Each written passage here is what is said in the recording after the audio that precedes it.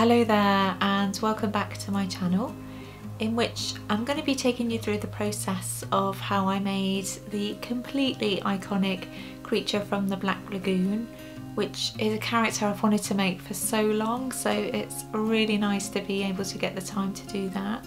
Before I move on, however, I just wanted to update you on some tutorials that I've made recently. The first is for Skillshare. I've got a new class on there where I'm making a chap in a suit and oh, bear with me, I think I can hear some little feet coming up the stairs. Oh, you alright? You wanted to come and join me? I've got a little guest here. You've not been on camera for a while. It seems a bit appropriate today, doesn't it, with the creature from the Black Lagoon? I think we've got the boglin from the Black Lagoon that's joined us. He's not been on film for ages actually, so it's quite nice for him to come and say hello to those that haven't seen him in a while. Have you got anything to say? So where was I? I was talking about Skillshare, wasn't I? I've got a new tutorial up there on making a little chap in a suit. And I'm also now a teacher on Creative Fabrica, which is a really exciting platform that offers various creative classes. And they've got loads actually on there, but they've just started doing CF classes. So I'm a polymer clay teacher on there. So I'll leave details of both down below because somebody has broken my concentration, so perhaps I'll talk about those more in a different video. But should we go and discover how to make a little model? Do you want to know how to make a model? Well, I think somebody's interested, so let's go and take a look. So I'm going to start with the base of my creature, and of course this is going to be in black polymer clay. I usually make my bases in white polymer clay, or sometimes a colour that's, you know, keeping in theme with whomever I'm making, so it seems only appropriate to be making a black base for my creature. And this is a sculpt that I've wanted to make for so long, but I've just not got around to it really. It's like everything, I've got a huge list of characters that I want to make, mainly from movies and music, and there's a whole host of singers that I really want to make as well, but because, you know, they always take so long to make, there's only so many that I can make really. So yeah, it's certainly been one that I've been meaning to make for a number of years now actually, so it's nice to finally get the time.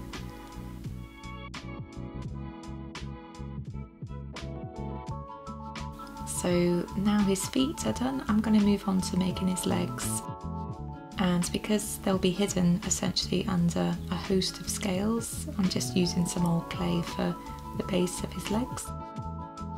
So I'll just use some craft wire just to act as a little armature.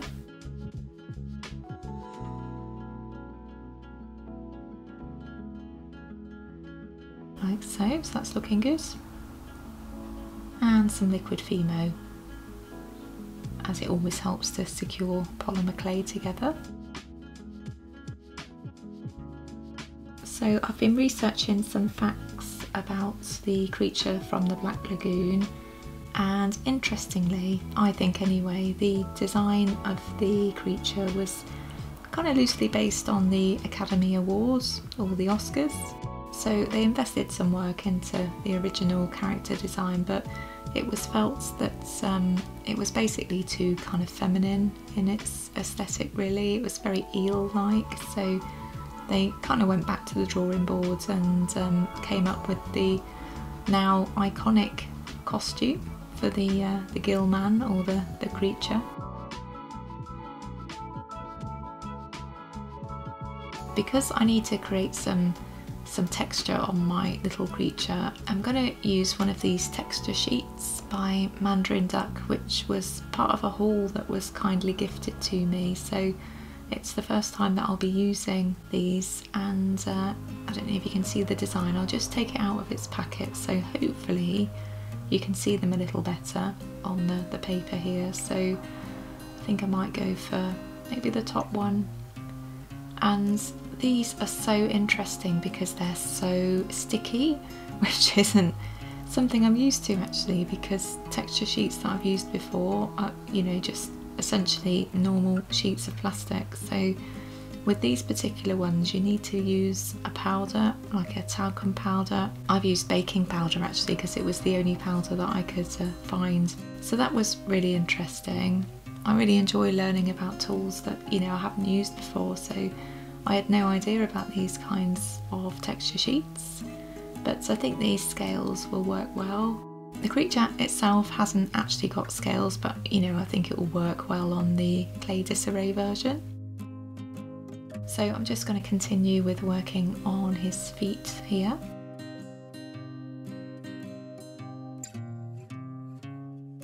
So back to some facts, and it was Millicent Patrick who designs the Gillman, and that's so interesting to know that it was created by a female artist. And although you won't see her name on the credit, which is really frustrating, apparently the makeup artist that was involved with the movie, called Bud Westmore, I believe, got jealous of Millicent's work essentially, because, you know, everybody was raving about the design. So I think he had a lot of clout because of his family, so he basically insisted that Millicent's name was taken off credits on the film and his was added, which, you know, how infuriating is that? It's, what a shame. Not only are you not being recognised for your own hard work, but, you know, somebody else has stolen that credit. Oh gosh, I can't imagine how furious she must have been really, but, you know, at least we know now. So there were two different actors who played the creature, and I guess it's not surprising really once you understand why. Basically they used one for underwater, and that was, I believe, Riku Brown or Rikau Brown, and Ben Chapman played the creature when he was on land. And gosh, what a cumbersome suit that would have been to work in actually. I can't imagine that was a whole lot of fun some days.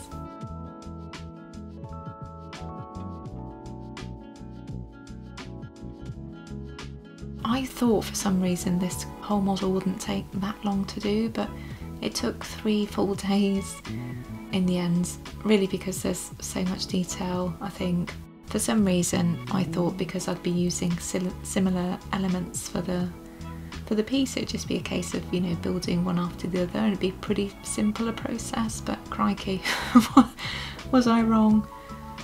But, you know, always worthwhile experimenting and finding new ways of working. And now the part that I've been waiting for to finally work on his head. And it's quite an unusual way for me to work actually. I usually like to work with the heads pretty much straight away really, just to get a sense of the projects and the person or creature or thing that I'm working on. So it was quite sort of weird to leave it so long really, because I worried that, you know, I just wouldn't be able to capture a likeness at all, or, you know, because it's quite a sort of odd character design for me. I just thought, gosh, it might not work. And I've invested all this time into his body, but, you know, thankfully it came together kind of at the end, I think. And it's kind of given me a bit of an interest now in creating some more sci-fi characters. It's a genre that I've not really explored too much with clay disarray, so certainly it'd be nice to make some of my own interpretations of well-known characters at some point. So if you're a sci-fi fan and you can think of a character that you'd like to see in a clay disarray style, by all means let me know, as it's, you know, not a genre that I know a huge amount about really. I only actually saw the Star Wars movies about 5 years ago, so you know, that's how out of touch I am with sci-fi. So his head, you'll see, is coming together really quite nicely here, and I was kind of surprised actually how well it turned out, because I honestly didn't have high hopes when I was first working on his head. It didn't really seem to be coming together very well. And you may have noticed a little while ago I was just playing with pupils on his eyes as well, to basically experiment with different shapes, but I just went for the round pupils in the end, as they seem to work best.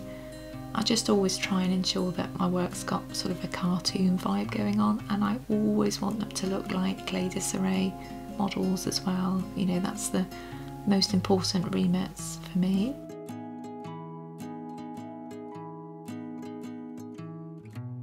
So now I can work on his hands, and they're pretty big actually, so we'll see how they work out.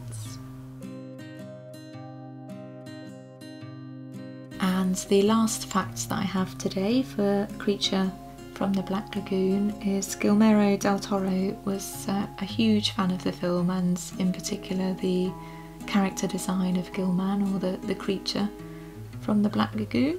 And of course The Shape of Water felt like a reimagining of the film in many ways. I think he wanted to, you know, repackage the movie in a way, and yeah, just put his own stamp on it really, and gosh, what a film that was.